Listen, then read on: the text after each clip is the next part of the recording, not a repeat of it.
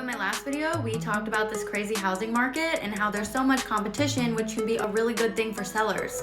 Unfortunately, it is not such a great thing for buyers.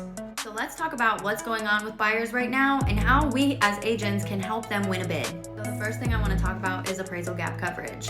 You've probably seen people talking about it, seen videos, read things about appraisal gap coverage because it is huge right now.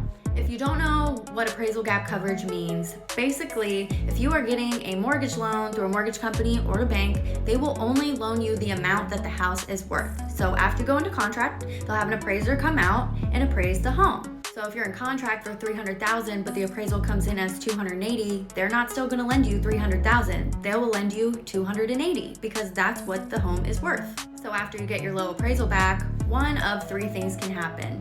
Number one, the seller can agree to come down to the appraised value, and then you'll be in contract for that value. Number two, you can meet somewhere in the middle, but you will have to bring the difference in cash or check to closing.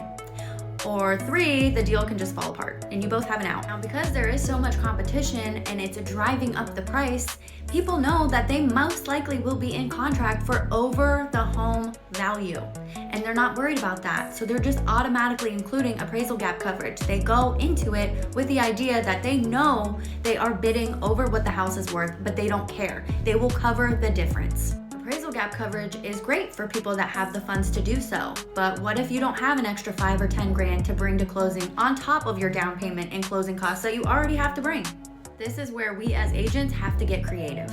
Earnest money is one of my favorite tools to use to get creative because you can do so much with it. Typically, earnest money is just a good faith deposit. You can do anywhere between $500, I've seen all the way up to $10,000 and more. But typically you get it back after closing. It goes back to the buyers who bought the house. But because so many people can't afford appraisal gaps, we're seeing more and more people utilize their earnest money. Instead of getting that back at closing, you can apply that to your seller's closing costs. You can apply that to your seller's bottom line. They can have that at closing. You can apply that for the sellers to pay their commissions to the real estate agents. You can utilize your earnest money in so many different ways. If your clients can't swing in appraisal gap coverage, work your earnest money into the deal somehow so that it benefits the sellers. I'll be back with a part 2.